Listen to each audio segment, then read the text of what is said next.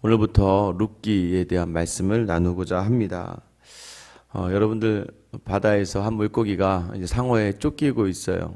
상어에 막 쫓기니까 이 물고기가 막 도망치기 시작합니다. 물속에서 도망가다가 문득 상어를 안 만날 수 있는 곳이 어디예요?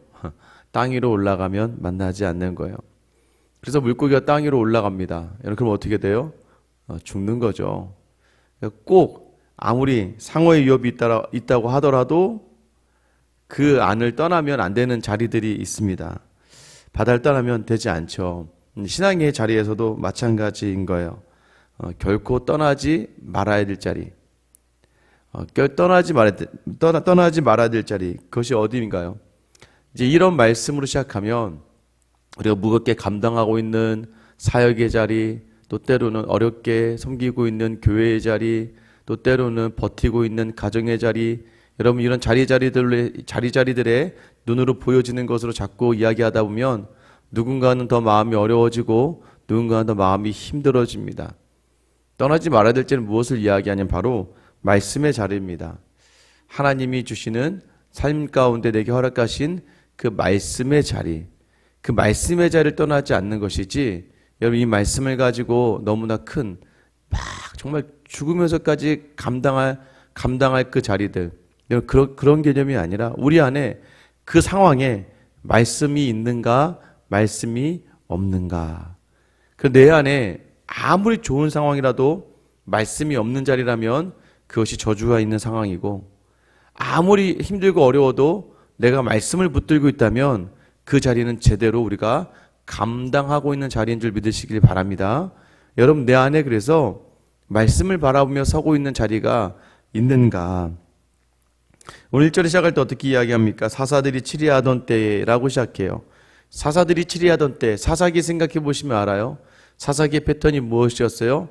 이스라엘이 전례범합니다. 하나님 이방 민족을 들어 이스라엘 치십니다. 그럼 이스라엘 백성이 회개해요. 부르짖어요. 하나님이 사사를 세우세요. 계속 이 패턴이 반복되는 거예요. 마치 우리의 인생과 같아요. 매번 우리는 죄짓고 하나님이 무언가 고통과 무언가의 어려움 또는 내 마음대로 되지 않는 자를 주면 어떻게 해요? 기도하게 하시는 거예요. 부르짖게 하세요. 그럼 하나님은 감당할 힘을 주시거나 상황을 변화시키셔서 우리로 그 자리를 지나가게 하시는 것이죠.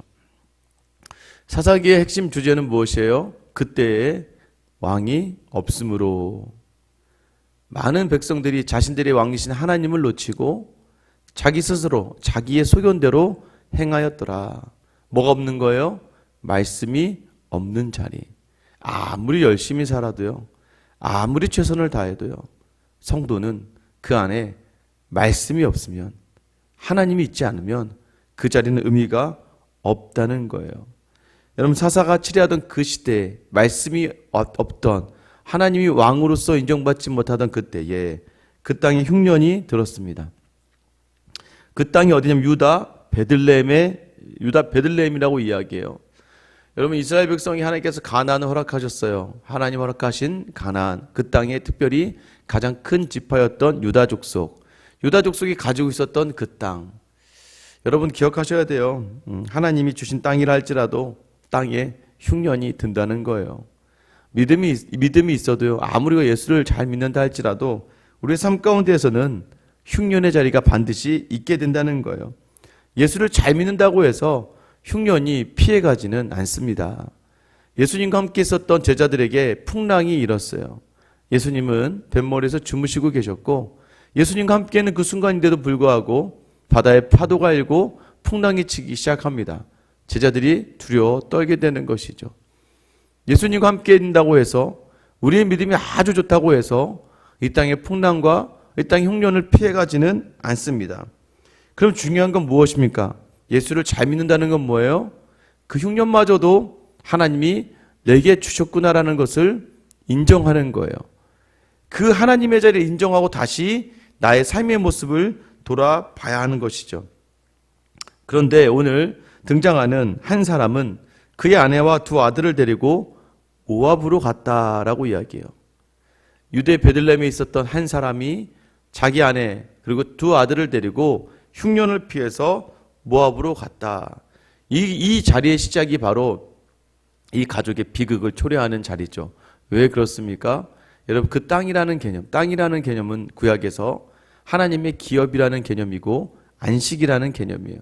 하나님이 주신 기업, 하나님이 주신 것, 이것을 과감하게 버리고 도망갔다라는 것이죠. 그래서 오늘 이 룻기는요, 크게 이 등장하는 인물들의 이름을 통해서 알 수 있는 거예요. 그 사람의 이름이 누구냐? 엘리멜렉이다라는 거예요. 여러분, 엘리 아시죠? 엘리, 나의 하나님. 엘리 라박사박다니 하잖아요. 엘리, 나의 하나님. 그리고 멜렉, 우리가 매번 뭐 아비멜렉, 뭐 엘리멜렉, 멜렉이라는 단어는 왕이다라는 의미입니다. 엘리멜렉, 그럼 뭐예요? 하나님이 나의 왕이다라는 뜻이에요. 이 사람의 이름이 뭐라고요? 하나님이 나의 왕이다. 여러분, 그 하나님이 나의 왕이라고 이름하고 있는 이 사람이 하나님 주신 땅에서 떠나갔다. 여러분, 이것은 무엇을 이야기하는 겁니까? 왕을 배신한 것이고 자기 안에 왕을 두지 않는 것이죠. 여러분, 그런데 그의 아내 이름은 또 나옴이래요. 나옴의 이름의 뜻은 기쁨이라는 뜻입니다. 여기서 유추해 볼 수 있는 게 무엇입니까? 우리의 참 기쁨은 하나님이 나의 왕임을 인정할 때 누릴 수 있다는 거예요. 그런데 하나님이 나의 왕이라는 것을 거부하는 모습, 그 유다 베들레헴을 떠난 그 모습, 그곳에 진정한 기쁨이 있지 않아요. 그래서 데리고 떠난 두 아들의 이름을 유추하면서 이 상황을 우리가 온전히 해석할 수 있습니다. 말론이라는 의미는 악하게 되다, 병을 얻다라는 의미예요. 기륜이라는 의미는 실패하다라는 의미예요. 결국 하나님이 나의 왕이신 자리를 잃어버리면 기쁨의 자리 대신에 병을 얻고 실패하는 자리로 갈 수밖에 없다. 그래서 이 가족의 이름을 보면서 룻기의 주제가 딱 명확하게 등장하기 시작합니다. 이것은 무엇을 이야기하는 거예요? 모압으로 갔다라는 건 이제 더 이상 하나님의 백성으로 살지 않겠다라고 작정하는 거예요. 흉년은 피할 수 있습니다. 가서 양식을 구할 수 있어요. 가서 구조면으로는 가정도 꾸려져요. 3절부터 5절에 보면 나오미의 남편 엘리멜렉이 죽고 나오미와 그의 두 아들이 남았으며 그들은 모압 여자 중에서 그들의 아내를 맞이하였는데 하나의 이름은 오르바요 하나의 이름은 루시더라. 그들이 거기에 거주한 지 10년쯤에 말론과 기론 두 사람이 다 죽고 그 여인은 두 아들과 남편의 뒤에 남았더라. 여러분, 만약에 어떤 인생, 가장 비참한 인생을 이야기하려 한다면 어떤 인생일까요? 제가 일제도 한번 말씀드렸죠.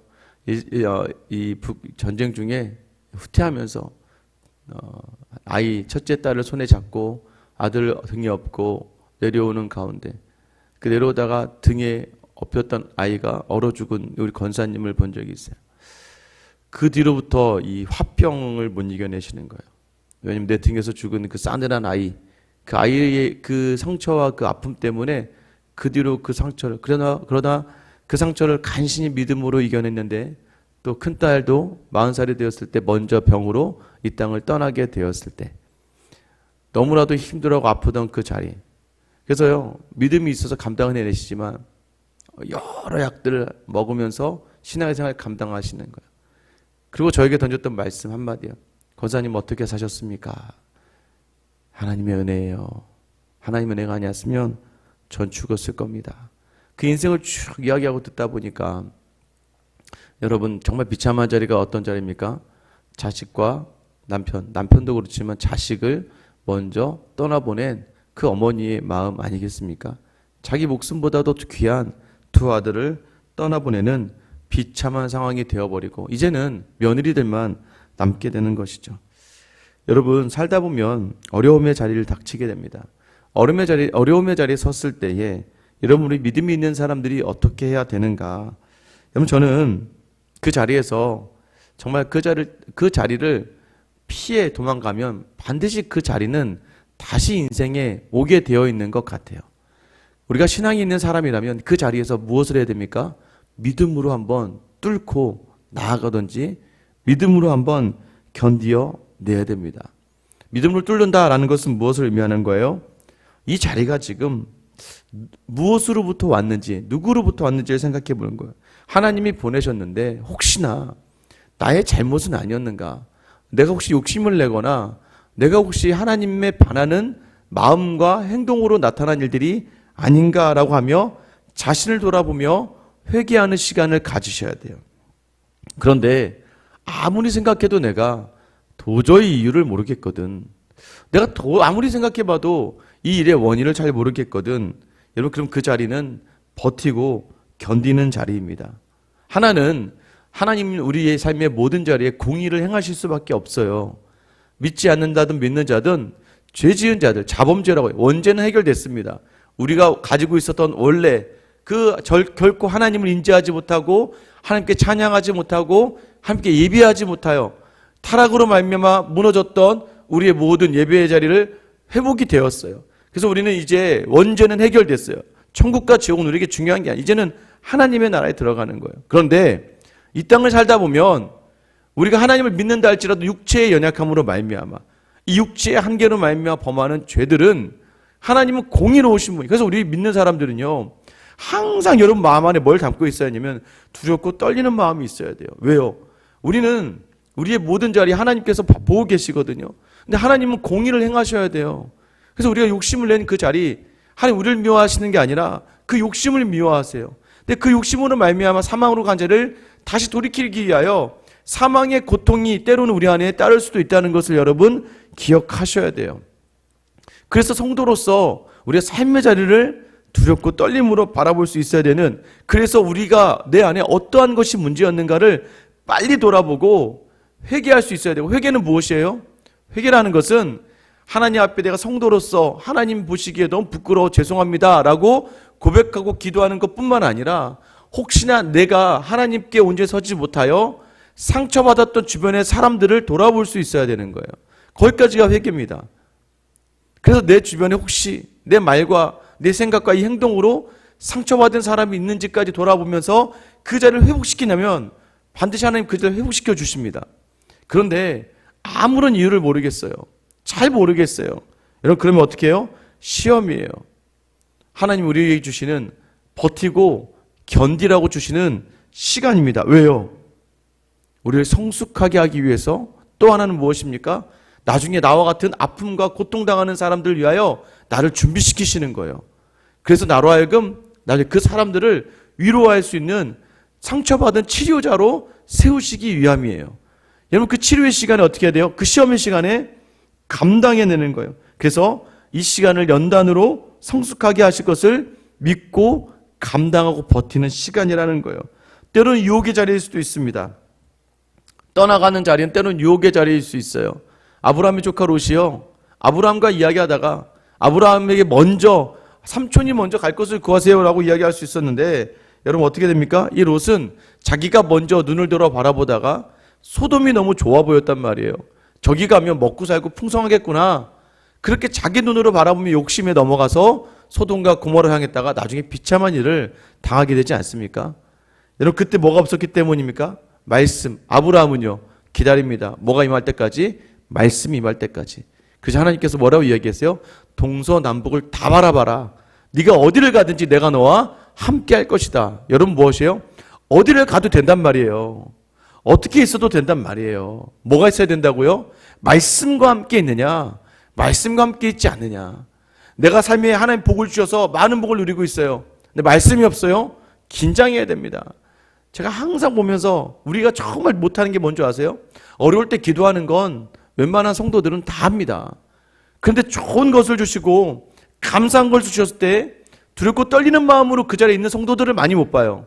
금세 이전에 그렇게 무릎 꿇고 눈물을 흘리던 그 자리들을 다 잊어버려요. 엎드려 그렇게 하나님을 찾았던 자리를 다 잊어버려요.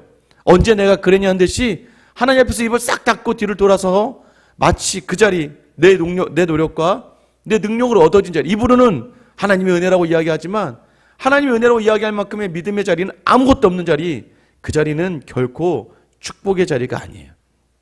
반대로 너무 어렵고 힘들다 하더라도 여러분, 이 말씀의 자리, 여러분 새벽 기도가 우리에게 주는 유익이 그거 아니에요? 해결되지 않은 문제, 기도해도 답이 보이지 않는 자리. 그런데 이 자리에 앉아서 그냥 하나님 앞에 고개 숙이고 있는 거예요. 기도가 안 될 땐 기도 안 해도 돼요. 그냥 솔직히 하나님 앞에, 하나님 나 지금 너무 화가 나요. 하나님 나 지금 너무나 억울해요. 하나님 내가 너무나 지쳤어요. 하나님 오늘 기도가 안 돼요. 하나님 나 오늘 기도가 안 되는데 그냥 나왔어요. 하나님 저한테 왜 그러세요? 하면서 그 자리에서 버티고 견디며 하나님과의 싸움, 이 야곱이 이스라엘에 되기 위하여 그 하나님과 씨름하지 않습니까? 뭐 잘해서 씨름하는 거예요? 그냥 있는 거예요. 여러분, 버티는 사람이 이기는 거예요. 모든 자리는 그런 자리예요. 제 여러분에게 가족이 무엇이에요? 가족은 남편과 아내가 싸우고 부모와 자녀가 싸운다고 해서 그 자리를 떠나는 게 아니잖아요.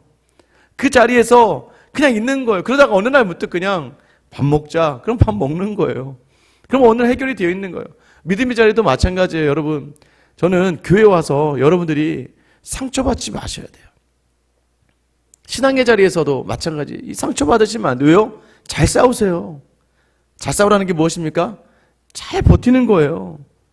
여러 가지 일들이 있겠지만 버티고 견디고 가다 보면 이게 하나의 가족이 되고 그 안에서 여러분에게 맡겨주신 말씀의 자리가 어디인지를 돌아보셔야 돼요. 이 자리가 정말 내게 주신 자리인가 아닌가는 내 안에 지금 말씀과 함께하고 있는가. 자꾸 이렇게 말씀드리면 불편해지신 분들이 계세요. 지금 교회 안에서 굉장히 마음이 어렵고 힘이 든데 이걸 지켜야 되나? 하나님이 내게 주신 자리가 이 자리인가? 그럴 수도 있지만 그 자리에서 정말 말씀이 있냐 이거예요. 교회에 온전한 말씀이 선포되고 교회 예수 그리스도 온전히 드러나지는데도 불구하고 내 마음이 힘들다면 내가 붙들고 서야 될 자리가 거기가 맞겠지만 그 어느 곳에서도 예수가 보이지 않으면 여러분 빨리 예수가 있는 자리를 찾아 나가셔야 되는 거예요. 우리 교회도 마찬가지입니다.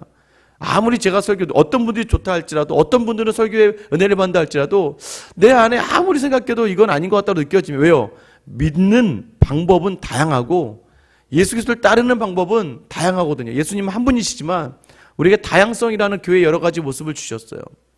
그래서 여러분이 맞는 데 찾아가시면 되는 거예요. 분쟁과 다툼의 자리에 있다 할지라도 여러분 그래서 이 구별의 자리는 뭐예요? 말씀으로 내가 지금 서 있는가? 이 말씀의 능력과 말씀의 갈급한 가운데 있는가? 이것이죠. 오늘 여전히 여러분의 삶의 자리는 여러분의 생각과 다르고 여러분의 뜻과 다를 겁니다. 여러분의 마음과 달라요. 분이 나고 열이 나고 또 때로는 기쁨으로 설 수 없는 자리이지만 오늘 우리에게 주시는 한 가지 명확한 가르침은 무엇입니까? 어느 곳에 있든지 나의 왕이 하나님이십니다 라는 이 고백을 놓치지 않는다면 하나님은 어떠한 상황 속에서라도 여러분에게 기쁨을 주실 줄 믿습니다. 여러분 그 자리, 하나님이 나의 왕이신 그 자리를 놓치지 않으며 삶의 모든 자리마다 주시는 기쁨을 누리는 오늘 하루가 되시길 예수님의 이름으로 축원합니다. 기도하겠습니다. 사랑의 하나님, 내게 주신 자리, 가정과 교회와 직장의 자리, 그런 하나님 내게 주신 믿음의 자리는 그 가정에서 지금 하나님이 나의 왕이신가? 직장에서 하나님이 나의 왕이신가? 이 교회에서 하나님이 나의 왕이신가?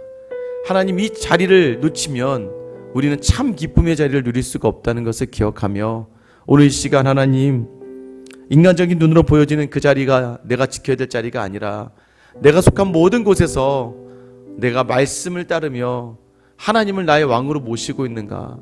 왕이신 나의 하나님 그 왕이신 모습을 바라보며 온전히 나아갈 수 있는 귀하고 복된 하루를 살게 하여 주시옵소서. 끝까지 왕 되신 하나님의 말씀 따라 십자가에 오르신 우리 주 예수 그리스도의 이름 받들어 기도드립니다. 아멘.